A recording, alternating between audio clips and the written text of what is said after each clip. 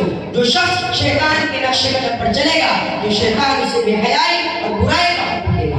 ملت اسلامیہ کے نوجوانوں، آج کی اس محفل میں اور آج کے اس مبارک اجلاس میں میرے تقریر کا موضوع آج کا بگڑا ہوا معاشرہ اور ہماری ذمہ داریاں ہیں۔ بارگاہ عزت میں دعا کیجیے کہ خالق کائنات مجھے صحیح بات کہنے اور اس پر پورے امت مسلمہ کو عمل کرنے کی توفیق عطا فرمائے، آمین ثم آمین۔ نوجوان دوستو، آج کے اس نازک دور میں ہمارا معاشرہ اور ہمارا سماج کن کن خرابیوں سے دوچار ہے، اس کے اسباب و وجوہات کیا ہے، ان سے مقابلہ اور دفاع کی کیا تدابیر ہے، ان کو اس مختصر سے وقت میں بیان کرنا اور اس پر تفصیلی روشنی ڈالنا دشواری نہیں بلکہ ناممکن سے معلوم ہوتا ہے، لیکن سر دست دور حاضر کے بعد شریف ہندو کا اجمالاً اور بعض کا تفصیلاً ذکر کر دینا مناسب سمجھتا ہوں۔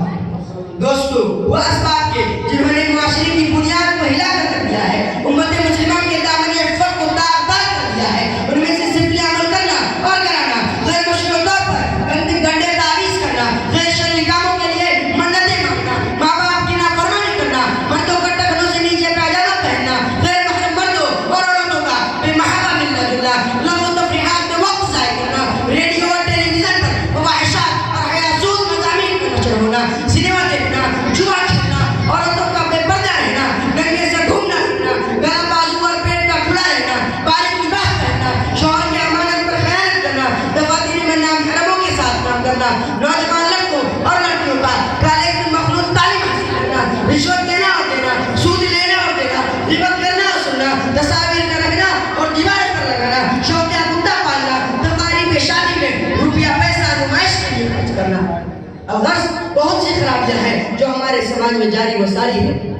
دوستو، یہ وہ خطرناک بیماری ہے جس کا تذکرہ میں نے آپ حضرات کے سامنے اجمالی طور پر رکھا۔ زیادہ طول میں نہ کرتے ہوئے میں آپ حضرات کے سامنے پاک شریف ہندوں کی وضاحت کر دینا چاہتا ہوں۔ مناسب معلوم ہوتا ہے کہ اولاً اس فتنہ کا تذکرہ کیا جائے جس نے شرم و حیا کے جنازے نکال کر مکائی اور عیاری کو عام کر دیا ہے، جنہیں لوگ سنیما اور فلم مووی کے نام سے جانتے اور یاد کرتے ہیں۔ دوستو، ایک دور ہوتا کہ گانا بجانا، ناچنا اور منہ کھول کر غیروں کے سامنے بیٹھنا معیوب شمار ہوتا تھا۔ اونچے اور بڑے درجے کے لوگ تو درکنار کم درجے کے لوگ بھی اسے بے حیائی اور برا فعل یقین کرتے تھے۔ کیا کسی کی شرم وغیرہ اس بات کی اجازت دے سکتی تھی کہ اس کی بہو بیٹی غیر مردوں کے سامنے جا کر ناچے گائے؟ کیا یہ ممکن تھا کہ ناچ گانوں کی محفل میں اپنی عورتوں کو غیر مردوں کے سامنے جا کر بیٹھا دیا جائے؟ ہرگز نہیں، ہرگز نہیں۔ لیکن افسوس، سب افسوس، آج ہر شہر میں ایک نہیں کئی سنیما ہے جہاں مردوں اور عورتوں کے غول نظر آتے ہیں۔ شریف زادیاں خود ایکٹروں کے فرائض انجام دیتی ہیں، گندے اور فحش قصوں کی اداکاری میں اجنبی مردوں کے ساتھ نہایت بے باکی سے حصہ لیتی ہے، شرم و حیا ان پر روتی ہے، مگر ان کے سامنے مردوں اور عورتوں کے گروہ بیٹھے ہوئے ہوتے ہیں اور کہے لگا کر ان کو خوب داد دیتے ہیں اور خود ہی اپنی تہذیب کو مذاق اڑاتے ہیں۔ ہائے افسوس، ہماری عقل کہاں چلی گئی؟ مالدار اور غریب سبھی اس بیماری کو مبتلا ہے۔ سنیما دیکھنا ضروریاتی زندگی میں داخل ہو گیا ہے۔ کیا یہی انسانیت ہے کہ اپنی بہو بیٹیوں کے ساتھ تماشا دیکھا جائے؟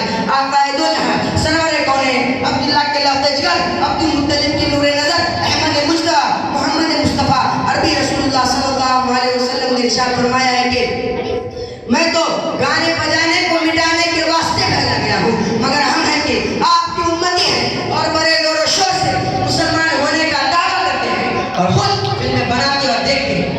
جب سینکڑوں ہزاروں چھتوں کی طرف جب نظر پڑتی ہے تو چاروں طرف لعنت کے انٹینے دکھائی دیتے ہیں، جس سے ٹیلی ویژن پر فلمیں اور پروگرام آتی ہے اور یوں کہا جاتا ہے سنیما دیکھنے سے معلومات میں اضافہ ہوتا ہے، سنیما دیکھنے سے جدید تحقیقات کا پتہ چلتا ہے، سنیما دیکھنے سے کارخانوں کے پیداوار کا پتہ چلتا ہے، سنیما دیکھنے سے کارخانوں کے پیداوار کا پتہ چلتا ہے، ٹی وی دیکھنے سے ہڑتالوں کے اسباب معلوم ہوتے ہیں، ٹی وی دیکھنے سے انسانی زندگی میں ترقی کی راہ کھلتی ہے، ٹی وی دیکھنے سے انسان ترقی کرتا ہے، ٹی وی دیکھنے سے بچے ہوشیار ہوتے ہیں۔ ہائے افسوس، ایک ناجائز اور حرام چیز کو اس کے فوائد بیان کر کے جائز سمجھا جاتا ہے۔ ٹیلی ویژن کی بدولت فصل جلدی پک گئی، ٹیلی ویژن کی بدولت فصل جلدی پک گئی، اب شہر کا بچہ بالغ نظر آتا ہے۔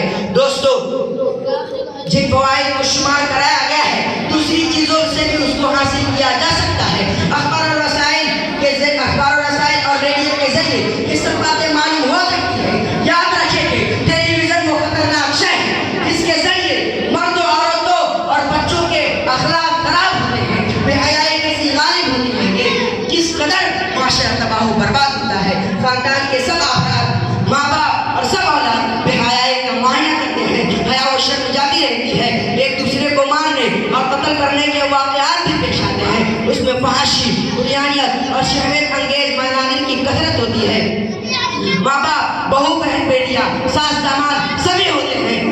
خوب شوق سے دیکھتے ہیں. کیا آپ کی زمین اس بات کو گوارا کر سکتا ہے کہ ماں باپ، بہو بہن، بیٹیاں، ساس داماد سبھی ایک جگہ مل کر بیٹھے ہو اور سامنے بوسو کنار، چما چاٹی، لپٹا جھپٹی ہو رہے ہو؟ یقیناً باعزت انسان اس کو کبھی گوارا نہیں کر سکتا.